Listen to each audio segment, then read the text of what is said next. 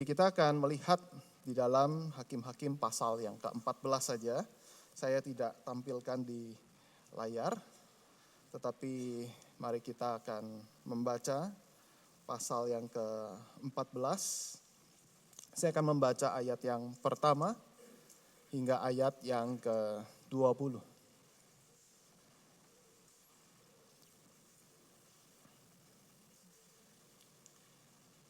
Hakim-Hakim pasal yang ke-14 ayat yang pertama hingga ayat yang ke-20. Sambil saya membaca, boleh minta tolong seorang mengambil pointer yang ada di bangku. Hakim-Hakim pasal 14 ayat pertama hingga ayat 20. Simson pergi ke Timna dan di situ ia melihat seorang gadis Filistin. Ia pulang dan memberitahukan kepada ayahnya dan ibunya. Di Timna aku melihat seorang gadis Filistin, tolong ambillah dia menjadi istriku. Tetapi ayahnya dan ibunya berkata kepadanya, tidak adakah di antara anak-anak perempuan sanak saudaramu atau di antara seluruh bangsa kita seorang perempuan sehingga engkau pergi mengambil istri dari orang Filistin, orang-orang yang tidak bersunat itu. Tetapi jawab Simson kepada ayahnya, ambillah dia bagiku sebab dia kusukai. Tetapi ayahnya dan ibunya tidak tahu bahwa hal itu daripada Tuhan asalnya. Sebab memang Simson harus cari gara-gara terhadap orang Filistin. Karena pada masa itu orang Filistin menguasai orang Israel. Lalu pergilah Simson beserta ayahnya dan ibunya ke Timna. Ketika mereka sampai ke kebun-kebun anggur di Timna, maka seekor singa muda mendatangi Simson dengan mengaum. Pada waktu itu berkuasalah roh Tuhan atas dia, sehingga singa itu dicabik-cabiknya seperti orang mencabik anak kambing tanpa apa-apa di tangannya. Tetapi tidak diceritakannya kepada ayahnya atau ibunya apa yang dilakukannya itu. Maka pergilah ia ke sana, lalu bercakap-cakap dengan perempuan itu, sebab Simson suka kepadanya. Setelah beberapa waktu kembalilah ia ke sana untuk kawin dengan perempuan itu. Dan ketika ia menyimpang dari jalan untuk melihat bangkai singa itu, tampaklah ada kawanan lebah pada kerangka singa itu dan juga madu. Dikeruknya madu itu ke dalam tangannya dan sambil memakannya ia berjalan terus. Kemudian pergilah ia kepada ayahnya dan ibunya dan memberikannya juga kepada mereka, lalu mereka memakannya. Tetapi tidak diceritakannya kepada mereka bahwa madu itu dikeruknya dari kerangka singa. Setelah ayahnya pergi kepada perempuan itu, Simson mengadakan perjamuan di sana. Sebab demikianlah biasanya dilakukan orang-orang muda. Ketika mereka melihat dia, dipilihlah 30 orang kawan untuk menemani dia. Kata Simson kepada mereka, aku mau mengatakan sesuatu teka-teki kepada kamu. Jika kamu dapat memberi jawabnya yang tepat kepadaku dalam 7 hari, selama perjamuan ini berlangsung dan menebaknya, maka aku akan memberikan kepadamu 30 pakaian lenan dan 30 pakaian kebesaran. Tetapi jika kamu tidak dapat memberi jawabnya kepadaku, maka kamulah yang harus memberikan 30 pakaian dalam dan 30 pakaian kebesaran kepadaku. Kata mereka kepadanya, katakanlah teka-tekimu itu, supaya kami dengar. Lalu katanya kepada mereka, dari yang makan keluar makanan, dari yang kuat keluar manisan. Ada 3 hari lamanya mereka tidak dapat menjawab teka-teki itu. Pada hari ke-7 berkatalah mereka kepada istri Simson, bujuklah suamimu supaya diberitahukannya kepada kami jawab teka-teki itu. Kalau tidak, kami akan membakar kau beserta seisi rumah ayahmu. Apakah engkau mengundang kami untuk membuat kami menjadi miskin? Tidak, bukan? Lalu menangislah istri Simson itu sambil memeluk Simson. Katanya, engkau benci saja kepadaku dan tidak cinta kepadaku. Suatu teka-teki kau katakan kepada orang-orang sebangsaku. Tetapi jawabnya, tidak kau beritahukan kepadaku. Sahutnya kepadanya, sedangkan kepada ayahku dan ibuku tidak kuberitahukan, masakan kepada engkau akan kuberitahukan. Tetapi istrinya itu menangis di sampingnya selama ke-7 hari mereka mengadakan perjamuan itu. pada hari yang ke-7 diberitahukannya kepadanya.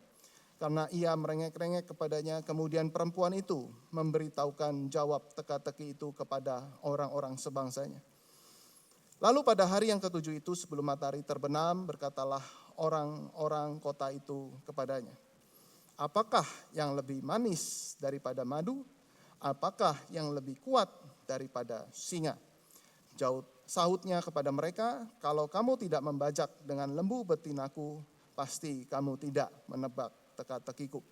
Maka berkuasalah roh Tuhan atas dia. Lalu pergilah ia ke Askelon dan dibunuhnya 30 orang di sana.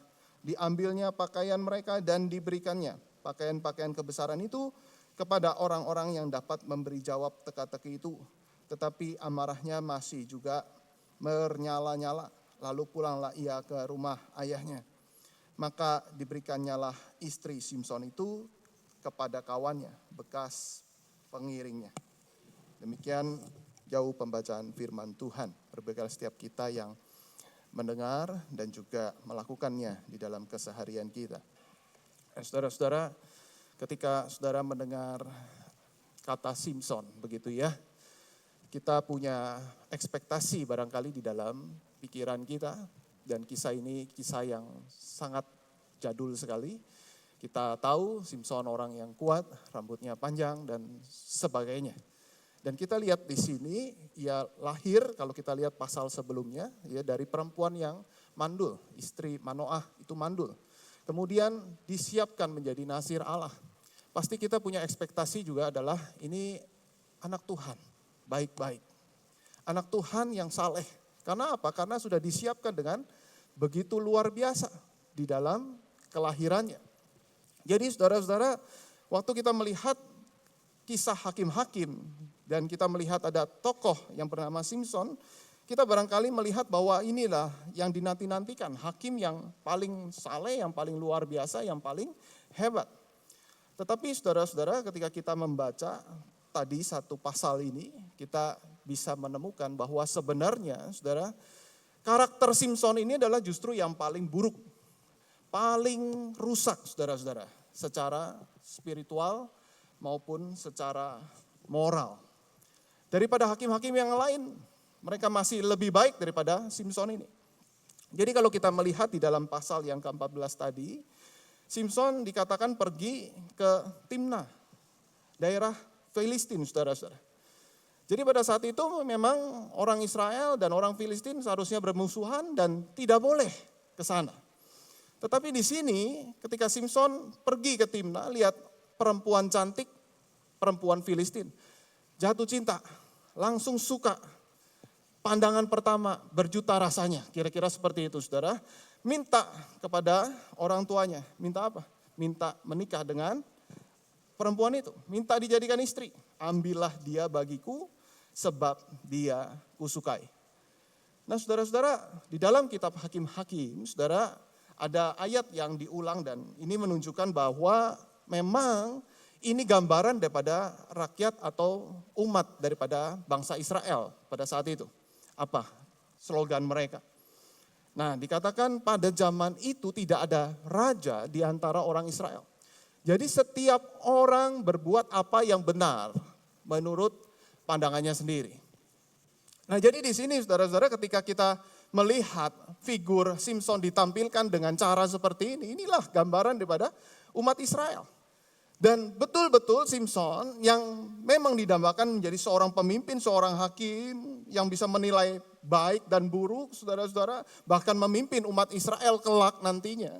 Tetapi punya pikiran yang seperti ini, bayangkan, lihat wanita cantik, jelas itu daripada luar bangsa Israel, tapi tetap dia ngotot sama orang tuanya. Pokoknya saya harus nikah.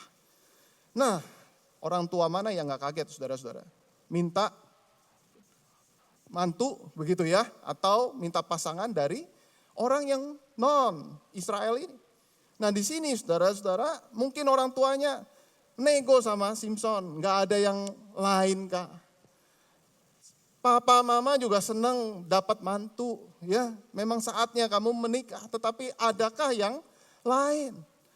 Nah saudara-saudara, di sini bukan berarti saudara beda ras itu tidak boleh, saudara. Tetapi sangat jelas sekali dikatakan bahwa kenapa kok kamu pilih dari bangsa yang tidak bersunat. Nah maksudnya apa saudara? Bangsa yang tidak bersunat artinya apa? Saudara, sunat adalah gambaran perjanjian. Gambaran perjanjian antara Allah dengan umat Israel. Jadi kalau mereka akhirnya menikah dengan bangsa yang tidak bersunat, artinya mereka sedang melanggar perjanjian itu. Dan Tuhan mau pakai bangsa Israel ini, saudara, untuk menjadi berkat bagi bangsa yang lain. Dan juga Tuhan mau pakai untuk mengirimkan nanti akan Mesias yang dijanjikan oleh Tuhan. Tetapi di sini saudara-saudara, Simson pilih dari bangsa yang tidak bersunat. Tetapi tetap saudara nekat dan orang tuanya kemudian mengizinkan dan apa boleh buat. Orang tuanya juga ikut bersama-sama dengan Simson datang ke Timna. Tetapi di sini saudara kita melihat lagi-lagi ada kejadian. Di dalam perjalanan Simson melihat ada singa sampai di kebun anggur. Seekor singa muda mendatangi Simson dengan mengaum. Apa yang dilakukan oleh Simson? Tiba-tiba dengan kekuatan supranaturalnya itu dia cabik-cabik singa itu saudara-saudara. Dikatakan seperti mencabik-cabik anak kambing. Saudara, ini kisah saya pikir waktu baca ini ngeri juga begitu ya. Saudara nggak pernah lihat ada kucing di tengah jalan, anjing di tengah jalan, terus begitu lihat terus habis itu dicabik-cabik begitu ya. Saya melihat anak saya waktu ngelihat serangga begitu ya, terus kemudian dicopotin satu-satu begitu ya. Itu ngapain kamu jangan nyiksa binatang begitu ya. Udah lihat aja ini lucu-lucu ya, dicopotin satu-satu saudara. Itu pun saya juga aduh kok begini ya, jangan udah kamu lihat aja ya. Nah terus kemudian ini saudara bisa bayangkan ada singa saudara, tapi dicabik-cabik saudara, dalemannya dikeluarin lah kira-kira seperti itu. Bukankah ini sesuatu hal yang di luar nalar kita? Ini suatu hal yang sepertinya tidak normal. Nah di sini saudara, penulis kitab ini menunjukkan bahwa ini Simson sedang melanggar ketetapan Allah.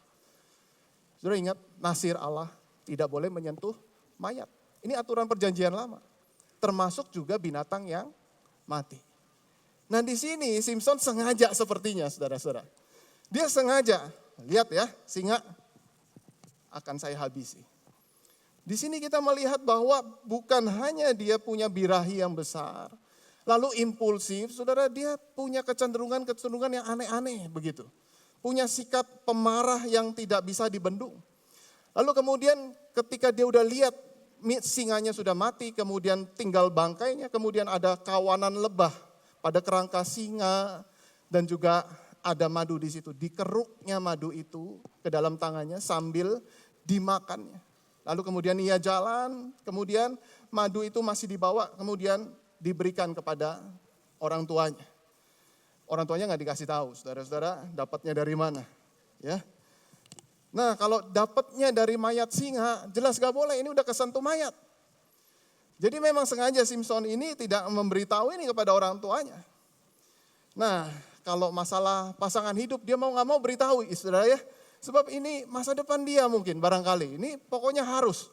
Tapi yang kayak begini-begini dia gak mau kasih tahu. Bayangin saudara, betapa liciknya Simson untuk memenuhi keinginan hatinya. Lalu apa yang terjadi kemudian? Ayahnya pergi ke rumah perempuan Timna itu. Lalu kemudian Simson mengadakan perjamuan pesta. Nah perjamuan pesta di sini saudara jelas pasti akan minum-minum. Pasti minum anggur. Jelas bagi seorang nasir boleh gak minum anggur? Tidak boleh. Bahkan kalau kita lihat di pasal sebelumnya jelas tidak boleh meminum sesuatu yang memabukkan kata malaikat. Tetapi di sini malah justru Simson sengaja saudara ya. Sengaja minum-minum, ya meminum sesuatu yang memabukkan itu. Ini pesta anak muda katanya. Ayo kita pesta, kita mabuk, kita lakukan apa yang kita mau. Kita lakukan apa yang menurut kita itu benar. Kemudian saudara pesta pernikahan dimulai. Pesta pernikahan dimulai, Simson ajak 30 orang yang bersama dia. Saudara, Simson kasih teka-teki. Pesta kurang lengkap kalau tanpa teka-teki. Ya. Jadi saudara kalau zaman sekarang mungkin sambil mabuk, sambil judi bola. Kira-kira begitu ya. Indonesia lawan Arab menang mana, kira-kira begitu ya. Sambil minum-minum, sambil makan-makan, kira-kira begitu.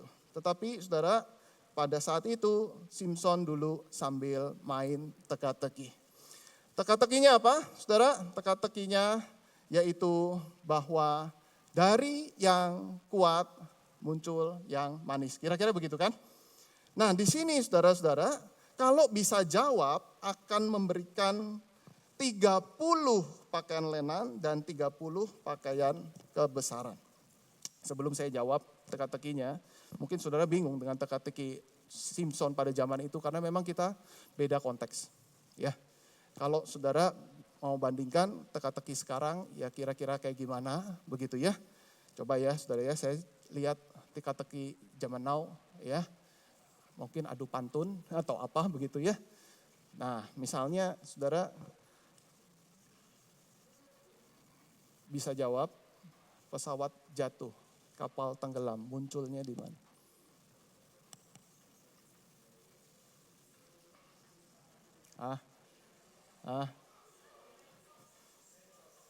Di koran, di koran saudara ya. Tapi ini medsos hampir benar ya saudara ya. Di medsos hampir benar ya. Pertanyaan kedua, buah apa yang punya duit banyak? Yang jualan buah ya. Serikaya, betul ya, serikaya. Serikaya, saudara ya. Buah apa yang lucu, suka bikin ketawa?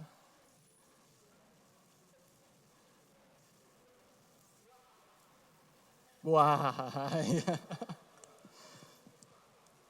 Dapat hadiah saudara ya. Yang keempat, buah apa yang bikin senyum terus? Terakhir ya, kalau enggak lanjut khotbah nih saudara ya. Bahagiain kamu. Saudara ini teka-teki zaman now katanya ya, receh katanya, receh tapi orang-orang katanya senang kayak beginian saudara. Tetapi saudara kalau pada saat itu ya teka-tekinya ya memang berkaitan dengan kenyataan. Jadi setelah Simpson mengalami ya dia lawan singa, lalu kemudian dia makan madu, ya dia kaitkan ini. Apa ya dari yang makan keluar makanan, dari yang kuat keluar manisan. Apa jawabannya saudara? Dari pengalamannya Simpson. Dan akhirnya itu ditebak, betul kan? Setelah dia merayu daripada istri Simpson itu. Jawabannya yang jelas adalah dari bangkai singa keluar madu. Ya, cakep, kira-kira begitu ya saudara ya. Nah ini saudara, teka-teki Simpson dan kemudian akhirnya ditebak sama teman-teman Simpson itu yang ikut pada pesta saat itu. Simpson dia sangat marah sekali. Ya, kalau kita perhatikan tadi misalnya ya, dikatakan apa yang lebih manis daripada madu, apa yang lebih kuat daripada singa? Sahutnya kepada mereka, kalau kamu tidak membajak dengan lembu betinaku, pasti kamu tidak menebak teka-tekiku. Lembu betinanya siapa? Istrinya. Kamu pasti membajak istriku, jadi kamu bisa menebak teka-tekiku. Habis itu marahlah Simpson, dibunuhnya 30 orang di sana, diambilnya pakaian mereka dan diberikan pakaian kebesaran itu kepada orang-orang yang dapat memberi jawab teka-teki itu. Ya. Dan diberikan istri Simpson itu kepada kawannya. Sampai dia marah sama istrinya diberikan kepada temannya. Nah ini saudara, Simpson saudara. Bagaimana dia tidak bisa mengendalikan diri, dia gampang sekali marah, dia sangat impulsif. Kita stop sampai di sini dulu. Bukan ada teka-teki lagi saudara. Tetapi mungkinkah orang yang seperti ini dipakai oleh Allah untuk menyelamatkan bangsa Israel? Seorang pria yang kasar, canduan seksual, belum dewasa secara emosional, egois, pemarah, sombong, dan sebagainya. Saudara kalau kita lanjutkan, kita melihat justru Allah memakai Simson di dalam segala kelemahannya. Justru Allah betul-betul bertindak dengan cara yang ajaib. Mari kita lihat gimana cara Allah bertindak. Allah bertindak dengan luar biasa. Ketika kita tahu konteksnya di dalam Hakim-Hakim 13 ayat yang pertama. Dikatakan Tuhan menyerahkan mereka ke dalam tangan orang Filistin selama 40 tahun. Saudara, ini perhatikan. Ini masuk di dalam kisah Simson di ayat yang pertama, langsung konteksnya kita perlu memahami. Kita perlu memahami bahwa pada zaman itu bangsa Israel sudah sangat nyaman dijajah oleh Filistin. Berarti saudara 40 tahun, angka yang lumayan lama. Jadi artinya apa? Artinya pada saat itu sudah mulai terjadi kenyamanan antara Israel dengan Filistin. Terjadi kesatuan. Sehingga kawin campur pada saat itu menjadi suatu hal yang biasa. Jadi waktu Israel melihat orang Filistin, dia akan mudah sekali juga untuk jatuh cinta. Karena apa? Karena sudah kompromi. Sehingga apa, saudara-saudara, Tuhan sedang bekerja. Tuhan mulai memisahkan ini. Tuhan tidak suka dengan akan hal ini, saudara-saudara. Lalu apa yang dilakukan oleh Allah kita? Di dalam pasal yang ke-14, ayat yang ke-4. Dikatakan tetapi ayahnya dan ibunya tidak tahu bahwa hal itu dari Tuhan asalnya. Ya. Sebab memang Simson harus mencari gara-gara terhadap orang Filistin. Nah, di sini saudara-saudara, perhatikan kata harus mencari gara-gara. Kalau kita lihat terjemahan bahasa Indonesia yang kita biasa pakai, kesannya adalah Simson yang cari gara-gara. Betul? Karena dikatakan Simson harus cari gara-gara. Tetapi sebenarnya dalam terjemahan asli bukan Simson. Siapa yang cari gara-gara? Di dalam terjemahan bahasa Inggris, di sini sangat jelas. Habis kata the Lord who was seeking an occasion to confront. Berarti Tuhan yang cari gara-gara. Tuhan sedang cari kesempatan. Tuhan sedang cari gara-gara dengan semua kejadian ini. Lalu kita lihat di dalam terjemahan bahasa Indonesia sehari-hari. Ini sangat jelas sekali ya. Malah terjemahan sehari-hari lebih tepat menafsirkannya. Dikatakan sebab Tuhan sedang mencari kesempatan untuk memerangi orang Filistin. Jadi di sini saudara-saudara, Tuhan tidak tinggal diam, dia sedang cari kesempatan. Gimana caranya? Nah, di sini saudara, kenapa Tuhan mencari gara-gara? Bukankah sesuatu hal kalau Tuhan sudah bertindak ada sesuatu yang sangat serius? Berarti di sini saudara, Tuhan sedang melihat ada dosa kompromi yang sangat nyata. Tuhan ingin memisahkan antara terang dan gelap. Sehingga di sini semua kabur menjadi abu-abu. Bangsa Israel dan Filistin sangat tidak jelas sekali. Nah, Michael Wilcock berkata, tidak ada yang namanya hidup berdampingan secara harmonis antara gereja dan dunia. Karena jika tidak ada konflik, itu karena dunia telah mengambil alih. Tuhan ingin membersihkan. Tuhan ingin menjadikan bangsa Israel itu kembali menjadi terang. Tuhan ingin memisahkan Israel dengan Filistin. Ini gimana caranya? Dalam 2 Korintus juga sangat jelas. Ini ayat harus didengar oleh anak-anak muda. Janganlah kamu merupakan pasangan yang tidak seimbang dengan orang-orang yang tidak percaya. Sebab persamaan apakah terdapat antara kebenaran dan kedurhakaan? Atau bagaimanakah terang dapat bersatu dengan gelap? Seorang anak muda datang kepada saya dan dia berkata begini, saya udah jadian, tapi pacar saya belum Kristen. Kita beda. Tapi toh selama 3 tahun, kita tetap jalan. Tak ada masalah.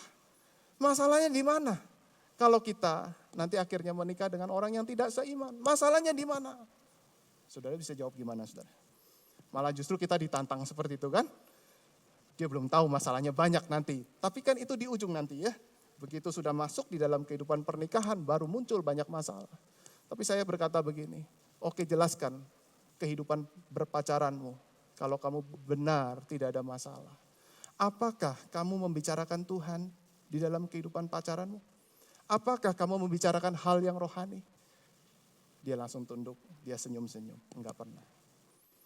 Saudara, itu yang terjadi. Kalau memang mau bersatu dengan orang yang tidak kenal Tuhan, mau nggak mau tidak membicarakan tentang Tuhan. Pacaran yang tidak seiman, saudara mau nggak mau menggeser Tuhan di tempat yang kedua. Sehingga apa? Kalau kita membicarakan Tuhan, akan menjadi konflik. Betul tidak? Nah itulah sebabnya di sini Tuhan ingin supaya apa? Supaya Tuhan jadi nomor 1 lagi. Supaya Tuhan jadi tempat yang terutama lagi.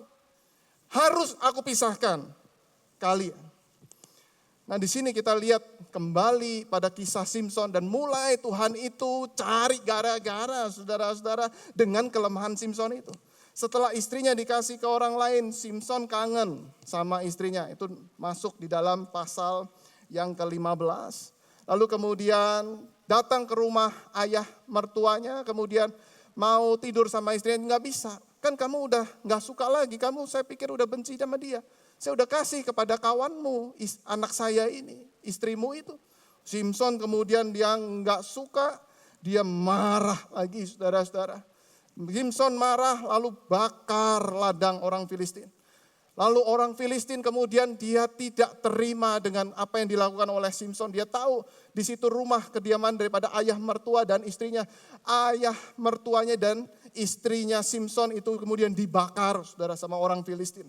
Lalu kemudian saudara Simson hajar lagi mereka saudara-saudara dengan apa? Dengan rahang keledai. Saudara masih ingat kisah itu?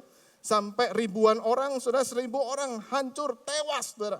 Dan kemudian saudara kita tahu setelah itu apa yang terjadi. Kemudian Simson jatuh cinta lagi kepada siapa? Delila. Lalu kemudian setelah itu tahu rahasia daripada Simson. Kemudian Simson ditangkap dan kemudian digasah itu. Terus kemudian dia betul-betul dia kemudian tahu bagaimana dia akhirnya hidupnya itu sangat mengenaskan sekali menjadi budak di sana. Dan kemudian akhirnya apa? Akhirnya rambutnya itu kemudian yang setelah dipotong tumbuh kembali dan dia hancurkan kuil Dagon. Kuil Dagon ini pusat penyembahan bangsa Filistin. Dan luar biasa saudara-saudara, dikatakan yang mati dibunuhnya pada waktu matinya itu lebih banyak daripada yang dibunuhnya pada waktu hidupnya. Jadi kalau hidupnya saudara udah membunuh orang sekian banyaknya, waktu matinya itu jauh lebih banyak. Dan di situ kita melihat ketika terus terjadi gesekan antara Israel dengan Filistin dan akhirnya Israel lah yang memenangkan itu. Dan Tuhan ingat daripada umatnya. Nah di sini saudara-saudara kita merenungkan ada beberapa hal untuk kita bisa mendapatkan pelajaran secara menyeluruh tentang kisah Simson ini. So, apa pelajaran yang kita bisa dapatkan? Ketika umat Tuhan tidak setia, Tuhan tetap setia menyelamatkan umatnya. Di sini kita melihat kalau kisah Simson ini betul-betul dengan ketidaksetiaan. Sampai bergumul apa yang kita bisa pelajari dari teladan rohani daripada Simson, saudara. Saya hampir tidak menemukannya. Kecuali mungkin keberanian. Dan itu pun saya pikir ini bukan keberanian berdasarkan firman Tuhan, tetapi nekat aja. Di sini saudara, Simson hancur sekali, rusak sekali. Bahkan mungkin kalau kita lihat kekuatan Simson itu bukan di rambutnya. Tetapi ketika roh Allah menyertai, saudara perhatikan beberapa kalimat. Ketika roh Allah menyertai, begitu roh Allah meninggalkan Simson tidak dapat berbuat apa-apa. Tetapi memang saudara-saudara di dalam perjanjian lama, bilangan 6 ayat 5, itu sangat jelas aturannya. Di mana ketika seseorang itu menjadi seorang nazir, jangan kena pisau cukur. Ini sudah aturan pada saat itu. Jadi memang ketidaktaatan daripada Simson itu betul-betul membuat Tuhan harus bertindak. Bagaimana supaya Tuhan itu bisa tetap menjalankan kedaulatan Allah di dalam rencananya. Nah, kita melihat bagian yang lain. Tuhan bekerja tidak hanya melalui kekuatan dan keberhasilan, tetapi melalui kelemahan dan kegagalan kita. Karena Allah bekerja, bukan karena kebaikan kita, tetapi karena kedaulatan Allah. Kalau saudara bisa mendapatkan satu saja teladan yang baik daripada Simson, saudara sangat luar biasa, begitu baiknya. Karena kita kalau orang baik, ngelihat orang baik itu ya waduh baik gitu ya. Tapi kalau saya ngelihat ini tidak ada yang kita bisa teladani. Loh, akhir hidup daripada Simson, bukankah dia akhirnya kemudian berdoa? Saudara, kalau kita perhatikan di dalam Hakim-Hakim pasal yang ke-16 ayat 28. Pertama kali Simson berdoa, luar biasa ya. Dari kisah sebelumnya sampai akhirnya. Di ayat 28 dikatakan, ya Tuhan Allah, ingatlah kiranya kepadaku dan buatlah aku kuat. Fokusnya lihat, perhatikan. Buatlah aku kuat. Sekali ini saja supaya aku bisa membalas mereka. Kedua mataku ini kepada orang Filistin. Doa ini doa balas dendam. Betul? Tidak ingat perjanjian terhadap Tuhan dengan orang Filistin, dengan orang Israel. Harusnya Tuhan, aku ingat akan perjanjianmu. Kau berbelas kasih bagi bangsaku ini. Aku percaya engkaulah yang menang, kau yang berdaulat. Tetapi di sini Simson justru kesel sekali. Dia jengkel sekali dengan orang Filistin yang sudah cungkil matanya. Lu udah cungkil mata gua habisi lu kau semua. Nah, seperti ini kira-kira saudara. Tapi Tuhan kabulkan. Tuhan kabulkan. Bukan karena Simson berdoa. Tapi Tuhan mau pakai Simson. Tuhan kabulkan karena kedaulatannya memang harus di situ bangsa Israel harus menaklukkan Filistin. Nah di sini saudara, sehingga kita bisa melihat bahwa Tuhan bekerja bukan dengan keberhasilan dan kekuatan kita. Tetapi Tuhan juga bisa bekerja melalui kelemahan, bahkan kegagalan kita. Ketika kita bergumul di dalam bagian firman Tuhan ini, saudara-saudara, maka kita nampaknya harus melihat bagaimana kisah Simson ditulis. Dan ini sesuatu hal yang penting. Untuk apa? Untuk bangsa Israel pada saat itu. Mereka sadar bahwa bukan karena kehebatan bangsa Israel. Bukan karena kekuatan mereka. Apalagi mereka mendapatkan pemimpin yang begitu bobrok. Tetapi Tuhan itu tetap setia sama janjinya. Tetap menggenapkan akan rencananya. Kebaikan mereka, segala hal yang mereka lakukan, persembahan mereka, pelayanan mereka, tidak ada artinya di hadapan Tuhan. Dan bahkan, saudara, pada saat itu udah mulai banyak.